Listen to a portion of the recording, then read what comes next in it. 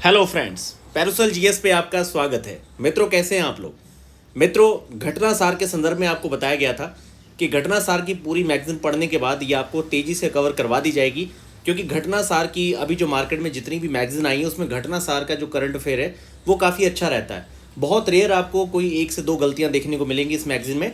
घटना सार, घटना चक्र, इसके अलावा आपकी जो बीपीएससी के संदर्भ में एडुटेरिया स्पीडी, ये भी दोनों बहुत अच्छी मैगजीन है। बस कभी कभी आपके क्वेश्चन की रेंज अगर आप देखेंगे ऑब्जेक्टिव क्वेश्चन तो कई बार गलत दिए जाते हैं।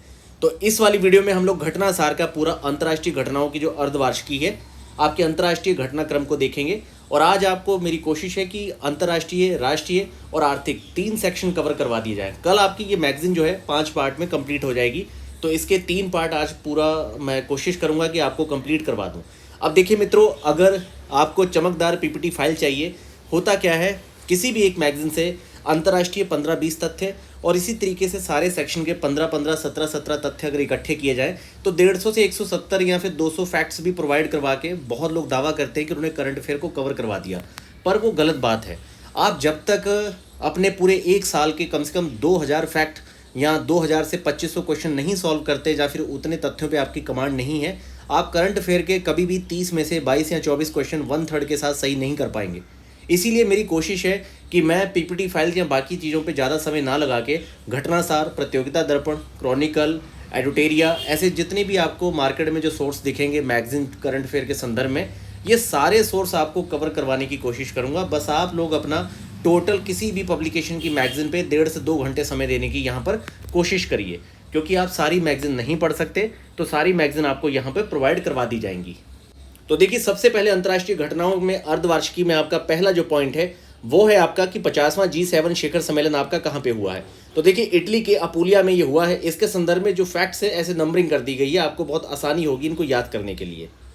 तो सबसे पहला है कि 50वां G7 शिखर सम्मेलन आपका कहाँ हुआ, तो इटली के अपूलिया के फसानो शहर के बोर्गो इग्नाजिया में ये आयोजित हुआ है।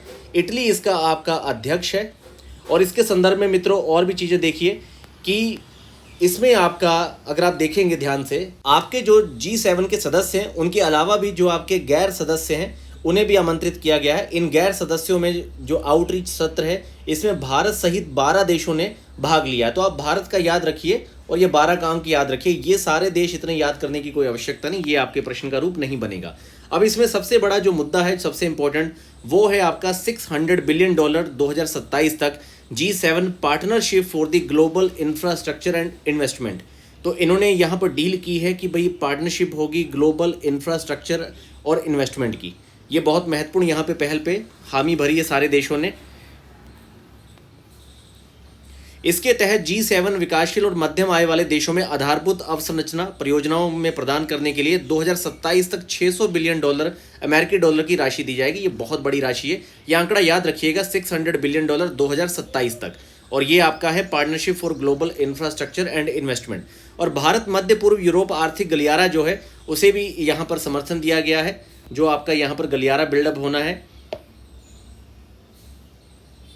भारत, अमेरिका, सऊदी अरब, यूएई, यूरोपीय संघ, इटली, फ्रांस और जर्मनी, ये सारे जो आपके ये देश हैं, इन देशों ने आपका IMEC जो मध्य पूर्व आपका गलियारा है ये बिल्डअप होगा।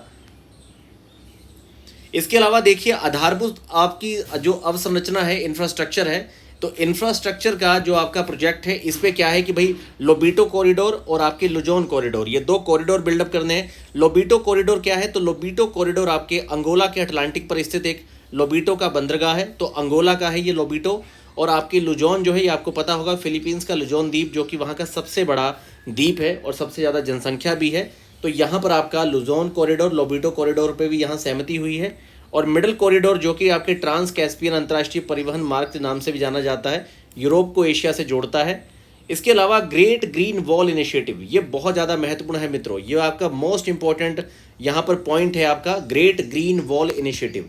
यह अफ्रीका के साहेल क्षेत्र में जो मरुस्थलीकरण और मृदा अपरदन है, इसे रोकथाम करने के लिए ग्रेट ग्रीन वॉल इनिशिएटिव जो है, अगर पूछ लिया जाए किस संगठन से आया है, तो यहाँ पर याद रखिएगा आपका ये G7 से आया है, ना कि G20। ऐसा हो सकता है कि G7, G20 आपका, ठीक है, OECD और इसके अलावा और भी किसी संगठन का नाम लिख के यहाँ पर आपको भ्रमित किया जाए। तो याद रखिए G7 के थ्रू ही ये इनिशिएटिव जो है ग्रेट ग्रीन वॉल इनिशिएटिव, जिसमें अफ्रीका के साहेल क्षेत्र का मरुस्थलीकरण वगैरह मृदा अपरदन में रोकथाम पे बात की जाएगी। और यूक्रेन को असाधारण राजस्व त्वरण जो आपका है, यहाँ पर इन्होंने यूक्रेन को आपके G7 देशों के द्वारा यूक्रेन को 50 बिलियन अमेरिकी डॉलर देना है, ठीक है, क्योंकि वहाँ पे बहुत बड़ा आपका नुकसान भी हुआ है। तो ग्रेट ग्रीन वॉल इनिशिएटिव याद रखिए, यूक्रेन को आपके 50 बिलियन अमेरिकी डॉलर का ये इंफ्रा, ये याद रखिए। और इसके अलावा ये जो 8 देश आपके भारत, मध्य पूर्व, यूरोप आर्थिक गलियारा है, इसके ये सारे देशों का नाम याद रखिए। भारत, अमेरिका, सऊदी अरब, UAE, यूरोपीय संघ, इटली, फ्रांस और जर्मनी, ठीक है, ये वाला इंपॉर्टेंट है आपका।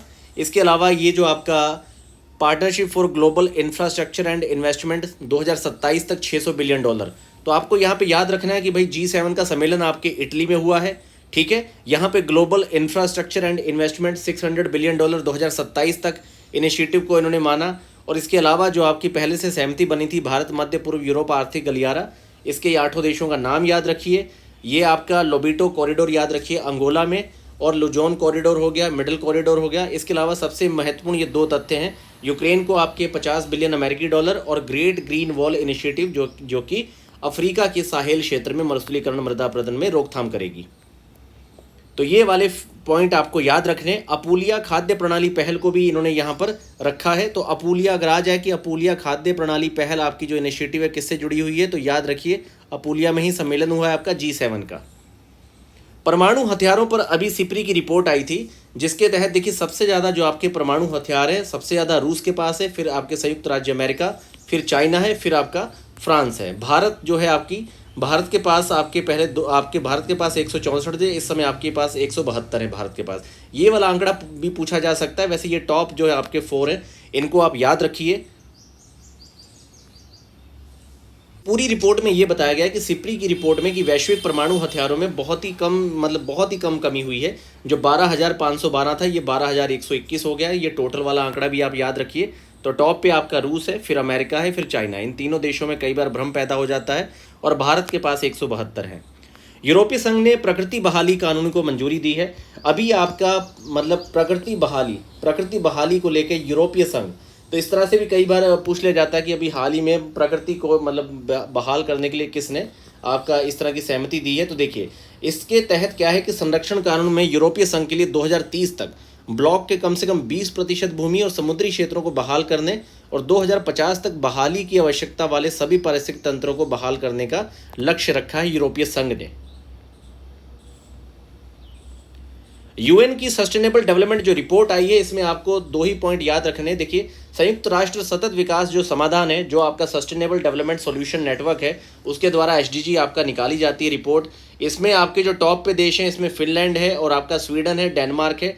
भारत की इसमें जो रैंक है आपकी 109 है। ये बहुत ज़्यादा इंपॉर्टेंट है। देखिए फिनलैंड हो गया, स्वीडन हो गया, डेनमार्क हो गया, भारत की 109 रैंक है। ये वाले पॉइंट याद रखिए। और इसमें कई बार क्या होता है कि वर्ल्ड इकोनॉमिक फोरम या किसी दूसरी संस्था का नाम दिया जा सकता है। याद रखिए कि आपके सस्टेनेबल डेवलपमेंट सॉल्यूशन नेटवर्क के द्वारा ये निकाली जाती है आपकी रिपोर्ट। और भारत का 64 वाले सूचकांक के साथ 109 आपकी रैंक है। ये बहुत महत्वपूर्ण है। बाकी पड़ोसी देशों की रैंक वगैरह ये बहुत ज़्यादा इतना रटने की आपको कोई आवश्यकता नहीं है।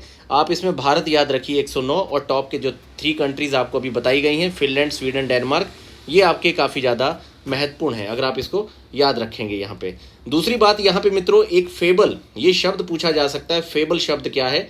तो देखिए ये है आपका, ये फूड है, एग्रीकल्चर, बायोडाइवर्सिटी, ठीक है, और फिर आपका ये भूमि उपयोग और ऊर्जा, ये आपका लैंड है, और ये आपकी एनर्जी है। तो 5 की टर्म्स को मिला के SDR में फेबल शब्द दिया गया है कि भाई स्थायी खाद्य और भूमि प्रणालियों का समर्थन करने के लिए यहाँ पर फेबल का मार्ग प्रशस्त करना है। तो ये जो शब्द है आपका, ये भी SDR रिपोर्ट में ही आया था, फेबल। आप इसको मेंस में यूज़ कर सकते हैं। 2030 तक दुनिया भर में 600 मिलियन लोग भूख से पीड़ित रहेंगे, ये यहाँ पे रिपोर्ट में बताया गया है। और सबसे नीचे आपका यहाँ पर जो है, और इसी आपकी जो सस्टेनेबल डेवलपमेंट रिपोर्ट है, इसी में आपके UN आधारित एक बहुपक्षवाद वाला भी यहाँ पे निकाला गया है सूचकांक। और ये UN का जो बहुपक्षवाद सूचकांक है, इसमें बारबाडोस जो है आपका, ये शीर्ष पे है, जबकि सबसे नीचे USA है। इस तरह का सूचकांक पूछेगा तो नहीं, लेकिन फिर भी बहुत डिफरेंट सूचकांक है जो यहाँ पे रखा गया है। तो आप इसको याद रखिए कि UN आधारित आपका बहुपक्षवाद वाला जो सूचकांक है, इसमें बारबाडोस टॉप पे है, जबकि अमेरिका सबसे नीचे है। यूक्रेन शांति शिखर सम्मेलन, बहुत जरूरी है कि ये सीधा सीधा आपसे पूछेगा यूक्रेन का शांति शिखर सम्मेलन कहाँ पे हुआ है, तो ये आपका बुर्गनस्टॉक रिजॉर्ट है आपका स्विट्जरलैंड का, यहाँ पे हुआ है। ये काफ़ी ज़्यादा इंपॉर्टेंट है आपका, और इसमें रूस को आमंत्रित नहीं किया गया था, भारत भी इसमें गया था। और भारत ने कहा कि वह यूक्रेन संघर्ष के शांतिपूर्ण समाधान, कि भाई शांतिपूर्ण समाधान है, दोनों पार्टियां बैठ के इस पे अपनी ईमानदारी और व्यवहारिक के साथ बात करें तो ये सही होगा दोनों देशों के लिए। और इसे आपके राष्ट्रपति व्लादिमीर पुतिन ने खारिज कर दिया है, और चीन इसमें गया नहीं है आपका। क्लाउडिया शीनबोम मैक्सिको की पहली महिला राष्ट्रपति हैं, बस इतना ही आपको याद रखना है, इसमें आपसे दूसरा कोई चीज़ वो नहीं पूछेगा। वैश्विक ऊर्जा संक्रमण बहुत इंपॉर्टेंट है, याद रखिए, इसे WEF के द्वारा निकाला जाता है, और भारत की इसमें 63 रैंक आई है आपके 55.3 सूचकांक के साथ। बाकी टॉप पे इसमें देखिए स्वीडन, डेनमार्क, फिनलैंड और आपके स्विट्जरलैंड है, और भारत की 63 रैंक है। आप इसे ध्यान से देख लीजिए, ये PDF मैं आपको प्रोवाइड कर दूंगा हमारे टेलीग्राम चैनल पे। वैश्विक शांति सूचकांक में देखिए ये institute for economic and peace के द्वारा निकाला जाता है, और इसमें आपकी जो रैंकिंग है आइसलैंड आपका टॉप पे है, और सबसे कम शांतिपूर्ण देशों में यहाँ पर यमन जो है बिल्कुल लिस्ट कैटेगरी में है। और इसमें आपकी जो भारत की रैंक है, भारत की रैंक 116 है आपकी, याद रखिए। तो टॉप पे देखिए आइसलैंड, आयरलैंड, ऑस्ट्रिया, न्यूजीलैंड, ये टॉप 4 पे है, कई बार टॉप 4 को भी दे दिया जाता है। और यही जो ऑस्ट्रिया, न्यूजीलैंड 3-4 रैंक में, इन्हीं में आपको क्या किया जाएगा, सिंगापुर, स्विट्जरलैंड, पुर्तगाल वगैरह को आगे पीछे कर दिया जाएगा अगर उन्हें बहुत टफ क्वेश्चन बनाना होगा परीक्षा में। तो थोड़ा सा आप टॉप 4 तक इसको याद रखिए, और भारत की रैंक याद रखिए, ये बहुत ज़्यादा महत्वपूर्ण हो जाता है आपके लिए। और यमन आपका सबसे लिस्ट में है। थाईलैंड एक ऐसा देश है एशिया में जो ताइवान और नेपाल के बाद तीसरा देश है, याद रखिए, ताइवान और नेपाल भी है। ताइवान, नेपाल के बाद थाईलैंड ऐसा देश है जिसने समलैंगिक विवाह को कानूनी मान्यता दे दी है, ठीक है। तो याद रखिए कि विधेयक को 18 जून 2024 को भारी बहुमत के साथ मंजूरी दी गई है। इसके साथ ही थाईलैंड आपका दक्षिणी पूर्वी एशिया में ऐसा कानून लागू करने वाला पहला देश बन गया है। तो ये दक्षिणी पूर्वी एशिया में पहला देश है, और टोटल एशिया में देखा जाए तो ये तीसरा देश है, इसको याद रखिए। ताइवान, नेपाल और थाईलैंड समलैंगिक विवाह को अनुमति देने वाले एशिया के 3 देश हैं, इसको याद रखिए, यह आपसे पूछा जा सकता है। अब इसमें क्या है कि इस विधेयक में कानून में संशोधन करके ये जो पुरुष, महिला और पति पत्नी वाले जो शब्द थे इसे बदल के व्यक्ति और विवाह साथी जो है ये कर दिया जाएगा। पर्यावरण प्रदर्शन सूचकांक जो है ये येल सेंटर और कोलंबिया सेंटर के द्वारा निकाला जाता है। भारत 180 देशों में आपकी 176 रैंक पे है, और एस्टोनिया ने इसे टॉप किया है, याद रखिए। इसमें आपका एस्टोनिया टॉप पे है, फिर लग्जमबर्ग है। बेसिकली क्या है ना, जनरली आपको हमेशा डेनमार्क, स्वीडन और ये फिनलैंड नाम दिखते हैं, तो कई बार ऑप्शन में ये नाम जरूर रहेंगे। तो आप याद रखिए एस्टोनिया इसी में आपके नंबर 1 पे है, बाकी किसी सूचकांक में नहीं है। पर्यावरण प्रदर्शन में एस्टोनिया याद रखिए। और भारत की रैंक देखिए मित्रों 176, बहुत ज़्यादा महत्वपूर्ण है, और सबसे लिस्ट यहाँ पे वियतनाम है। मानव विकास सूचकांक UNDP का बहुत इंपॉर्टेंट है, खास तौर पे इसका जो शीर्षक है ब्रेकिंग द ग्रीड लॉक, ये बहुत इंपॉर्टेंट है। ये मित्रों आपसे पूछेगा इस बार, देखिएगा BPSC में ये आपका जो क्वेश्चन है आएगा, ठीक है। ब्रेकिंग द ग्रीड लॉक, बटी हुई दुनिया में सहयोग की पुनर्कल्पना, ये बहुत इंपॉर्टेंट है, ये आपसे पूछेगा इसकी थीम। इसके अलावा देखिए स्विट्जरलैंड, नॉर्वे, आइसलैंड ये आपके टॉप पे हैं। सोमालिया की 193 है। भारत 134 रैंक पे है। और भारत की जो आपकी लास्ट देखिए, इसमें जो आपकी एक चीज़ आपको और याद रखनी है, इसी के तहत आपका लैंगिक असमानता सूचकांक भी निकाला जाता है। लैंगिक असमानता, ठीक है, आपकी जो जेंडर इनइक्वालिटी है, मतलब GII, यहाँ पे जेंडर इनइक्वालिटी इंडेक्स, इसमें भारत की 108 रैंक है। और वहीं जो आपका WEF के द्वारा जेंडर इक्वालिटी, मतलब वहाँ पे जेंडर, मतलब वहाँ पे लैंगिक समानता सूचकांक है, यहाँ लैंगिक असमानता है, ठीक है। मतलब दोनों ही दिखाते तो लैंगिक असमानता को ही है, लेकिन दोनों का जो ये शीर्षक है इस पे ध्यान दीजिए। जो आपके यहाँ पे UNDP के द्वारा निकाला जाता है ये जेंडर इनइक्वालिटी इंडेक्स है, इसमें भारत की 108 रैंक है। और वहीं आपके WEF के जो आपका जो वर्ल्ड इकोनॉमिक फोरम के द्वारा निकाला जाता है लैंगिक समानता सूचकांक, उसमें भारत की 129 रैंक है। ये मित्रों बहुत ज़्यादा मोस्ट इंपॉर्टेंट है, यहाँ पे आप किसी तरह की गलती मत करिएगा, क्योंकि यहाँ पे सबसे ज़्यादा चांसेस हैं कि आप परीक्षा में गलती कर सकते हैं। इकोसोक के विभिन्न सहायक निकायों के चुनाव में भारत की जीत हुई है। भारत को महिलाओं की स्थिति पर जो आयोग है 2025-27 के लिए संयुक्त राष्ट्र बाल कोष है, संयुक्त राष्ट्र विकास कार्यक्रम का एग्जीक्यूटिव बोर्ड, संयुक्त राष्ट्र जनसंख्या कोष और विश्व खाद्य कार्यक्रम का जो कार्यकारी बोर्ड है इसके लिए चुना गया है।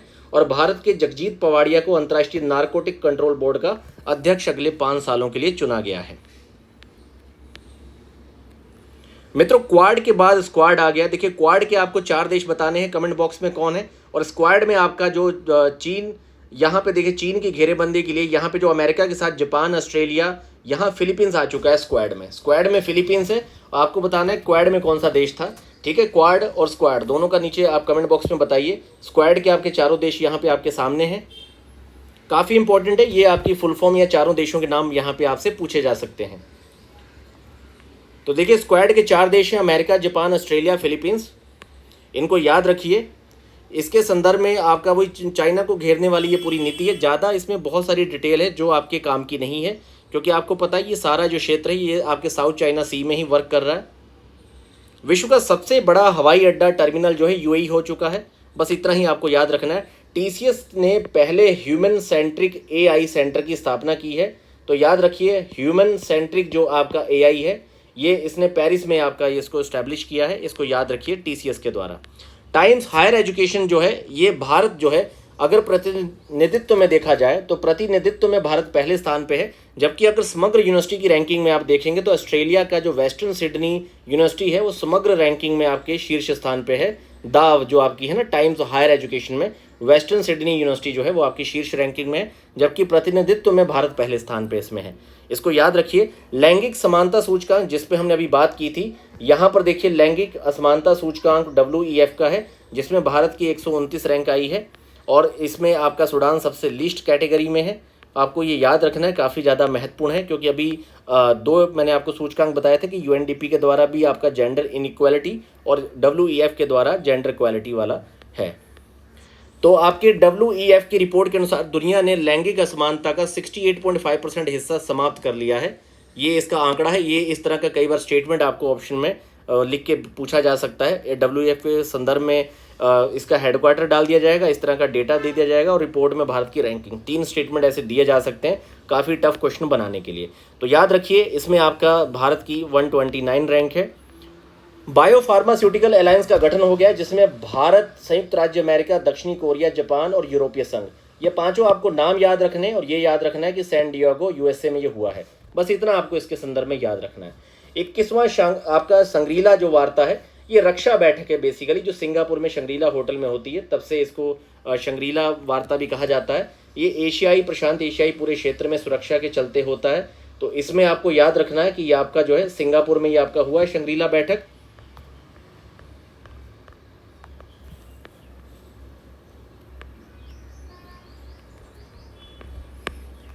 आपकी शंग्रीला वार्ता के 3 दिवसीय कार्यक्रम में याद रखिए सचिव लॉयड ऑस्टिन ने मुख्य सत्र का उद्घाटन किया है। स्लोवेनिया सहित नॉर्वे, आयरलैंड और स्पेन ने भी फिलिस्तीन राज्य को मान्यता दे दी है। तो याद रखिए स्लोवेनिया के साथ साथ नॉर्वे, आयरलैंड और स्पेन, ये 4 देश हैं जिन्होंने आपकी मान्यता दी है फिलिस्तीन को अभी लेटेस्ट वे में। उससे पहले और भी कई सारे देश हैं जो इन्हें 2 राज्य का जो 2 स्टेट सॉल्यूशन है उसके संदर्भ में अपना समर्थन दे चुके हैं।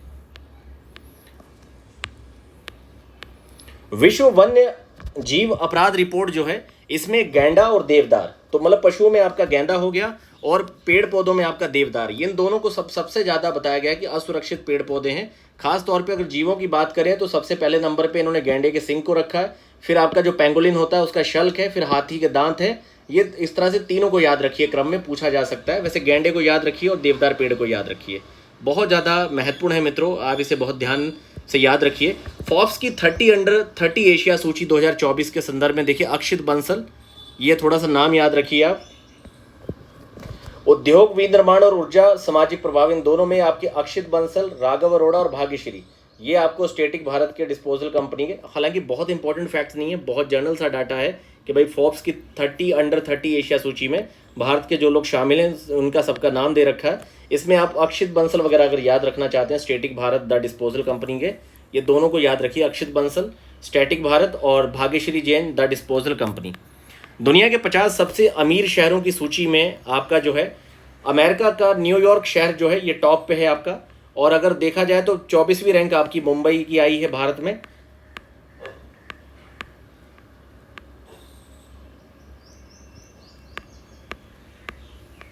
स्वीडन नाटो का 32वां मेंबर हो चुका है। तो मित्रों आपने मुझे विकल्प में आप लोगों ने मुझे कमेंट्स में ये बताना है कि 31वां सदस्य कौन था नाटो का। विश्व का सबसे गहरा ज्ञात जो ब्लू होल है ये देखिए मैक्सिको के जो समुद्र वैज्ञानिक है, खास तौर पे देखिए इन्होंने तामजा जो ब्लू होल है, तामजा याद रखिए ये आपके मैक्सिको, ठीक है, तो मैक्सिको में आपका ये सबसे गहरा ये जो है तामजा नाम का ब्लू होल खोजा गया है। ठीक है, आपको याद रखना है मैक्सिको के युगाटन प्रायद्वीप के दक्षिणी पूर्वी क्षेत्र में जो आपकी चेतुमल खाड़ी है यहाँ पर ये स्थित है। ठीक है, और ये अब तक का सबसे गहरा ब्लू होल है, 1380 फीट इसकी पूरी गहराई है। प्रधानमंत्री मोदी की भूटान यात्रा, बस इतना सा याद रखिए, मार्च में ये गए थे और यहाँ पर 5 वर्षों के लिए 10,000 करोड़ रुपए और 7 समझौते हुए हैं, जिसमें हमने ऊर्जा संरक्षण, अंतरिक्ष क्षेत्र की बात की है। वर्ल्ड हैप्पीनेस इंडेक्स आपका भारत की 126 रैंक है, फिनलैंड आपका टॉप पे है, लास्ट में अफगानिस्तान है, बस इतना याद रखिए। और याद रखिए कि संयुक्त राष्ट्र सतत विकास समाधान जो नेटवर्क है उसके द्वारा, मतलब जो आपका संयुक्त राष्ट्र सतत विकास समाधान का जो नेटवर्क है उसके द्वारा ये निकाला जाता है। ठीक है, और इसमें आपका जो सर्वोच्च फिनलैंड का है ये 7.7 तक गया है।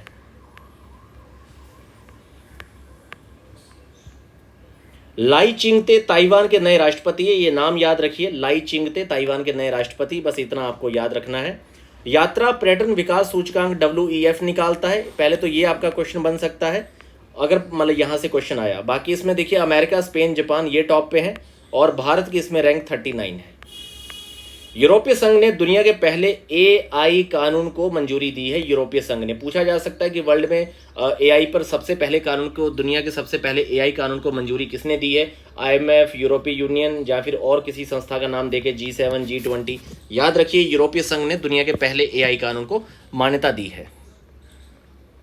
डेंगू का नया टीका टैक 003 जो है WHO ने इसे मंजूरी दी है। अब तक क्या था कि भाई पहले आपका क्यूडंगा था, ठीक है, क्यूडंगा के नाम से भी एक वैक्सीन जानी जाती थी। फार्मास कंपनी स्नोफी पास्चर ने जो आपका डेंग वैक्सिया या आपके CYD TDV के बाद WHO द्वारा ये दूसरा डेंगू की वैक्सीन है, ठीक है, जिसे टाकेडा द्वारा विकसित किया गया है, जिसमें आपके याद रखिए आपका ये जीवित शीर्णित टीका है, जीवित शीर्णित टीका है ये। ठीक है, तो ये आपका डेंगू का नया टीका टैक 003 को WHO ने मंजूरी दी है। और आपका क्यूडंगा भी जो है वो भी डेंगू का ही टीका है आपका। यूएई द्वारा 10 वर्षीय ब्लू रेजिडेंस का वीजा दिया जा रहा, किसके द्वारा? यूएई के द्वारा। यूएई की सरकार ने 2023-24 को ईयर ऑफ द सस्टेनेबिलिटी ये घोषित किया है।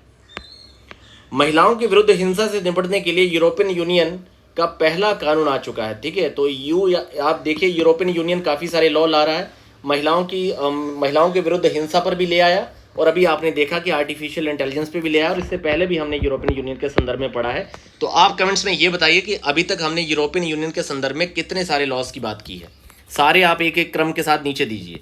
विश्व प्रवासन रिपोर्ट जो है आपकी international organisation for migration IOM की है, यहाँ पे WEF या दूसरी संस्था का नाम लिखा जा सकता है, बहुत महत्वपूर्ण नहीं है ये। इसके संदर्भ में बस आप इतना याद रखिए कि यहाँ पर जो आपका ये देखिए ये आपका धन प्रेषण है, रेमिटेंस, इसमें तो आपका भारत, मैक्सिको, चीन ये टॉप जो 3 है, फिलीपींस भी जो 4 पे है, इन चारों को आप याद रखिए। इस तरह का एक क्वेश्चन बनाया जा सकता है रेमिटेंस के संदर्भ में। बाकी यहाँ पर जो आपका दिया गया है ये आपके प्रवासियों के संदर्भ में दिया गया है, जिसमें आपके सबसे ज़्यादा भारत के अगर देखा जाए तो यूएई में सबसे ज़्यादा लोग प्रवासी हैं 3.47, बाद में भारतीय जो है अमेरिका में सबसे ज़्यादा है, फिर सऊदी अरब में है। यहाँ पर भी आपका एक बहुत अच्छा क्वेश्चन बन सकता है प्रवासी भारतीयों के संदर्भ में। नाइजीरिया ने मेनिंजाइटिस का टीका बनाने वाला दुनिया का पहला देश बन चुका है, जो आपका है MAN5CV। मेनिंजाइटिस जो है मस्तिष्क संबंधी या रीढ़ की हड्डी वगैरह संबंधी जो आपकी सूजन आ जाती है, तो मस्तिष्क संबंधी विकार है, बैक्टीरिया से, और ये कवक वायरस भी है लेकिन मेनली ये बैक्टीरिया से होता है। तो याद रखिए नाइजीरिया पहला ऐसा देश है जिसे मेनिंजाइटिस का टीका बनाया है। WHO द्वारा रोगी सुरक्षा अधिकार चार्टर का शुभारंभ। रोगी सुरक्षा अधिकार चार्टर, रोगी सुरक्षा पर 6ठे वैश्विक मंत्री स्तरीय सम्मेलन जो है आपका रोगी सुरक्षा पर, ये चिली के सैंटियागो में हुआ है। ठीक है मित्रों, तो आप इसे याद रखिए। और यहाँ पर मैंने आपको जो बताया था कि सबसे ज़्यादा प्रवासी भारतीय अमीरात में 3.47, फिर अमेरिका, फिर सऊदी अरब है, ये क्रम आपसे पूछा जा सकता है, इसे आप याद रखिए। Global patient safety action plan जो है आपका, ये भी याद रखिए कि 2021 से 30 का जो आपका ईयर है, ये global patient safety action plan जो है आपका घोषित किया गया है। ये आपका बहुत इंपॉर्टेंट है, ये भी आपसे पूछा जा सकता है। यहाँ पर 2000 से 2025 लिखा जा सकता है, 2025 से 2035 लिखा जा सकता है। याद रखिए 2021 से 2030 है। विश्व के 10 व्यस्ततम हवाई अड्डों की सूची दी गई है, जिसमें आपका अमेरिका का हर्ट्सफील्ड जैक्सन जो है अटलांटा, ये सबसे ज़्यादा व्यस्त वाला जो है हवाई अड्डे में आता है। तो सबसे पहले अटलांटा है, फिर दुबई है, फिर डलास है आपका अमेरिका का, ठीक है। और भारत का जो इंदिरा गांधी है ये 10वीं रैंक पे है, ये भी आप याद रखिए। वैश्विक हेपेटाइटिस रिपोर्ट WHO के द्वारा निकाली जाती है। ये बताती है कि भाई भारत में 2022 में वायरल हेपेटाइटिस के 3.5 लाख से अधिक मामले थे, जो वैश्विक का 11.6% है। इस तरह का परसेंटेज आंकड़ा आपसे पूछा जा सकता है कि भारत कितने को आपका कवर करता है, और WHO के द्वारा ये आपकी रिपोर्ट निकाली गई थी, ठीक है। और विश्व स्वास्थ्य संगठन ने ही आपकी अप्रैल में पुर्तगाल की राजधानी लिस्बन में विश्व हेपेटाइटिस शिखर सम्मेलन जो है, इसकी जो रिपोर्ट है इसे जारी किया था, ठीक है। तो WHO ने 2030 तक इसे समाप्त करने का लक्ष्य रखा है। तो 3 तथ्य आपके लिए हो गए हेपेटाइटिस में। पहले तो ये कि भाई WHO के द्वारा वैश्विक हेपेटाइटिस रिपोर्ट है। दूसरा, भारत में 3.5 लाख के साथ 11.6% आंकड़ा। इसके बाद है कि भाई विश्व हेपेटाइटिस शिखर सम्मेलन की रिपोर्ट आपकी लिस्बन से, और WHO ने 2030 तक इसे समाप्त करने का लक्ष्य रखा है। अगर इन चारों स्टेटमेंट को उठा के स्टेटमेंट बना दिया जाए और ये 11.6 को 13.2 लिख दिया जाए, आप मतलब अगर बहुत सही से बार बार नहीं पढ़ेंगे तो आप 13.2 को भी टिक करके आगे बढ़ जाएंगे और आपका प्रश्न गलत हो जाएगा। फिर लगेगा कि बाप रे कितना टफ और मतलब कठिन प्रश्न था, और सच में कठिन होगा। बस इसका एक ही समाधान है कि कम से कम हर किताब को आप 5 बार पढ़िए। भारत के श्रेष्ठ विश्वविद्यालयों के संस्थानों की QS रैंकिंग आई है। इसमें भारतीय विश्वविद्यालयों में सर्वोच्च 20वां स्थान जो प्राप्त करने वाला वो आपका जवाहरलाल नेहरू कॉलेज है, JNU है आपका। तो इसमें अगर रैंकिंग अलग अलग डिपार्टमेंट की देखी जाए तो हालांकि ये रैंकिंग बहुत ज़्यादा आपकी यहाँ पर इंपॉर्टेंट नहीं है। इसमें देखिए जो इंजीनियरिंग है इसमें IIT बॉम्बे है, प्रबंधन में आपका IIM अहमदाबाद है, और आपकी जो आर्ट्स एंड ह्यूमैनिटी में दिल्ली यूनिवर्सिटी है, और आपके लाइफ साइंस में AIMS है। विश्व प्रेस स्वतंत्रता दिवस जो है, विश्व प्रेस स्वतंत्रता दिवस, भारत की रैंक 159। आप बताइए कि आपके जो करप्शन परसेप्शन इंडेक्स है उसमें भारत की रैंक क्या आई है। और इसमें देखिए 2022, 2023, 2024 में भारत की रैंक दी गई है। तो भारत की 2024 में रैंक थी 159, और 2023 में 161, और 150 आपकी 2022 में। तीनों साल की रैंक याद रखिए, कई बार इस तरह के स्टेटमेंट बना दिए जाते हैं। और फ्रीडम ऑफ प्रेस के मामले में सबसे खराब आपका अफगानिस्तान है यहाँ पे। तो टॉप 4 जो देश हैं आपके सामने हैं, नॉर्वे, डेनमार्क, स्वीडन, नीदरलैंड, और आपके जो आपके लिस्ट में है 180 पे आपका इरिट्रिया है। और भारत 159 रैंक पे है, जबकि 2023 में 161 था, 22 में आपका 150 था। विश्व सैन्य खर्च पर सिप्री की जो रिपोर्ट आई है ये बता रही है कि भाई जो सबसे बड़ा आयातक है हथियारों का, इसमें भारत आपका शीर्ष पे है, फिर सऊदी अरब है, उसके बाद कतर है। याद रखिए ये क्रम बहुत ज़्यादा इंपॉर्टेंट है, भारत, सऊदी अरब, उसके बाद कतर 3rd पोजीशन पे। और सर्वाधिक खर्च करने वाले देशों में देखा जाए तो अमेरिका, चाइना, रूस, ये वाला क्रम भी आप याद रखिए, ठीक है। पहले आपका अमेरिका है, उसके बाद चाइना है, फिर रूस है, ये आपका ACR है, इसको याद रखिए। और जबकि रिपोर्ट के अनुसार सैन्य खर्च के टॉप 5 देखे जाएं तो अमेरिका, चीन, रूस, उसके बाद भारत और सऊदी अरब है। अगर ये चौथे या 5वें विकल्प तक चला जाए सैन्य खर्च में, तो आप भारत, सऊदी अरब को ये सोच के कि सबसे बड़े आयातक हैं, आप यहाँ पर इनका चुनाव नहीं करेंगे, जिसके चलते आपका प्रश्न गलत हो सकता है। तो मित्रों टॉप 5 को भी याद रखिए जो सैन्य खर्च करते हैं, जबकि आयातक में भी आपका भारत और सऊदी अरब आगे है। स्पेन अंतर्राष्ट्रीय सौर गठबंधन का 99 और पैराग्वे 100वां सदस्य बना है, इसको ध्यान से देख लीजिए। और आपकी जो IS हमने जो गठित की है अंतर्राष्ट्रीय सौर गठबंधन, ये भारत और फ्रांस की एक संयुक्त मतलब इनिशिएटिव थी, और इसी में अब धीरे धीरे बहुत सारे मेंबर जुड़ते जा रहे हैं। 2015 का पेरिस समझौता, COP21 याद रखिए।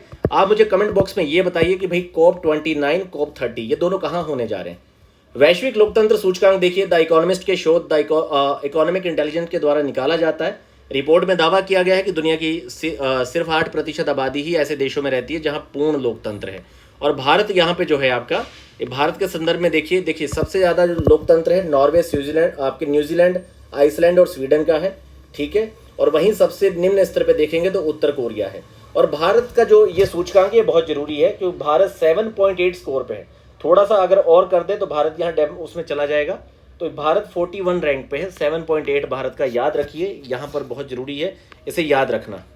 और पराग्वे, पापुआ न्यू गिनी, ये एक दोनों को ही हाइब्रिड शासन से त्रुटिपूर्ण या खामियों वाले लोकतंत्र में मतलब इन्होंने अपनी पोजीशन जो है वो खराब या तानाशाही से सुधार किया है। तो याद रखिए, ये ऐसा पूछा जा सकता है कि भाई किसने अपनी रैंकिंग में सबसे अच्छा सुधार किया है, जो त्रुटिपूर्ण या खामियों वाले में आ चुके हैं, जो कि पहले तानाशाह में थे।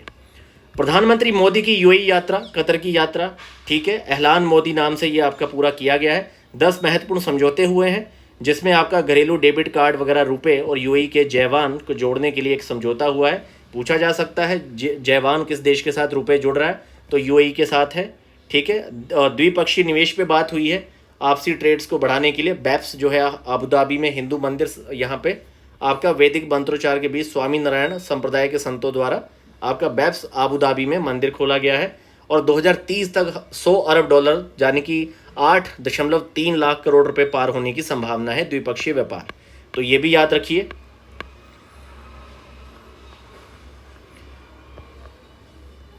मित्रों, वर्ल्ड गवर्नमेंट 2024 का समिट इंपॉर्टेंट है, क्योंकि अपनी यूएई यात्रा के दौरान ही दुबई में ही आपका वर्ल्ड गवर्नमेंट का समिट हुआ है। पहला पॉइंट तो आपका ये बनता है कि भाई ये जो समिट है दुबई में हुआ है, ठीक है। और इस दौरान सऊदी अरब ने भारत को सरकारी सेवाओं में कृत्रिम बुद्धिमत्ता का उपयोग करने के लिए कृत्रिम बुद्धिमत्ता श्रेणी में गवर्नमेंट टेक पुरस्कार जो है सऊदी अरब ने किसको दिया है? भारत को दिया है, ठीक है। ऑस्ट्रेलिया के पर्थ में 7वां हिंद महासागर सम्मेलन होने जा रहा है मित्रों। पर्थ याद रखिए, पर्थ में हुआ है आपका 7वां हिंद महासागर शिखर सम्मेलन, ठीक है। और इसकी जो 2 दिवसीय हिंद महासागर सम्मेलन है, स्थिर और टिकाऊ हिंद महासागर की ओर, ये इसकी थीम थी। ट्रांसपेरेंसी इंटरनेशनल आ गया, देखिए आपके सामने। भारत की 2023 में जो रैंक है 93 है, 2022 में जो रैंक है 85 थी। और ये जो आपका सूचकांक है जनवरी 2024 में लॉन्च हुआ था, तो अब जनवरी 2025 में जो है आपका तब जाके 2024 आएगा। तो 23 याद रखिए, 93 और 85। और इसमें टॉप पे आपका डेनमार्क, फिनलैंड, न्यूजीलैंड और नॉर्वे है। इसको बहुत ध्यान से याद रखिए। और सर्वाधिक भ्रष्टाचार में सोमालिया आपका 180 रैंक पे है।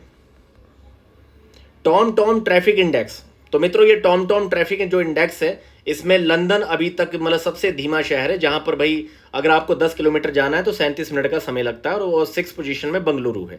बस इतना थोड़ा बहुत याद रखिए। इस तरह का प्रश्न वैसे आज तक आया तो नहीं है।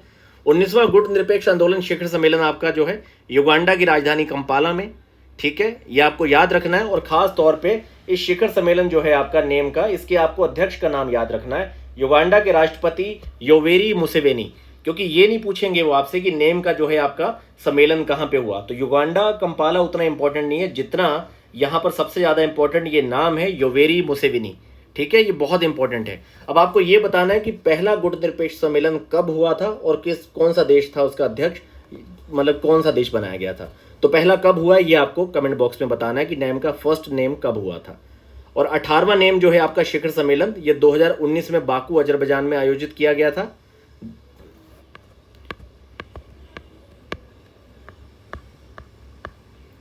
केप वर्डे ने डब्ल्यूएचओ द्वारा मलेरिया मुक्त प्रमाण पत्र मतलब प्राप्त किया है। तो केप वर्डे जो है इसकी राजधानी प्राया याद रखिए। और ये मतलब केप वर्डे है, मलेरिया मुक्त प्रमाण पत्र ये ले चुका है। ब्रिक्स समूह में अब 10 देशों का संगठन हो चुका है। इसको याद रखने का सिंपल सा फंडा है। देखिए ब्रिक्स की फुल फॉर्म आपको पता है कि ब्राजील है, रूस है, इंडिया है, ठीक है, चाइना है और आपके साउथ अफ्रीका ऐड किया गया था। उसके अलावा एम इसका स्क्वायर याद रखिए, M4 आपका हो गया मिस्र, बाकी इथोपिया ईरान का I और सऊदी अरब संयुक्त अरब का S। तो M इसका स्क्वायर मतलब ब्रिक्स के ये 10 देश का नाम याद रखिए। तो 1 जनवरी 2024 की रूसी राष्ट्रपति व्लादिमीर पुतिन की आधिकारिक रूप से ब्रिक्स की अध्यक्षता की है। इस बार आपका रूस इसका अध्यक्ष है। और आपके देखिए ब्रिक्स समूह की सितंबर 2006 में स्थापना हुई थी, ठीक है, और सितंबर 2010 में इसमें दक्षिणी अफ्रीका ऐड हुआ है। और रूस के कजान में अक्टूबर 2024 में प्रस्तावित ब्रिक्स के आगामी शिखर सम्मेलन का जो आदर्श वाक्य है वो आपका है, समान वैश्विक विकास और सुरक्षा के लिए बहुपक्षवाद को मजबूत करना। ये शब्द याद रखिएगा, बहुपक्षवाद, ये काफ़ी ज़्यादा इस समय चर्चा में है। तो मित्रों इस तरीके से आपके अंतर्राष्ट्रीय जो है घटनासार की सारी घटनाएं बहुत तेज़ी से आपको कवर करवा दी गई हैं। और इसी तरीके से मित्रों आप अपना रिस्पॉन्स जरूर दीजिएगा कि इस तरीके से ये इनिशिएटिव सही है, क्योंकि मैंने आपको बताया है कि प्रिंटेड और कलरफुल तथ्य जो है वो आपको आपका समाधान नहीं है। इस तरह के पीडीएफ्स आपके लिए इसलिए होते हैं कि भाई तेज़ी से आपको सारे कोर पॉइंट्स करवा दिए गए हैं। और कोर पॉइंट्स के अलावा भी अगर आपको अपनी तरफ से भी थोड़ा और डिटेल पढ़नी है तो आपको पीडीएफ ये दे दिया जाएगा, आप इसे बहुत अच्छे से पढ़ लीजिएगा। मित्रों, पैरासोल जीएस को जरूर सब्सक्राइब करिए और बीपीएससी के लिए हमारा 5 अगस्त को नया बैच ब्रह्मास्त्र आपका स्टार्ट होगा। उसमें एडमिशन की सारी प्रक्रियाएं शुरू हो चुकी हैं, आप उसमें एडमिशन ले सकते हैं। धन्यवाद।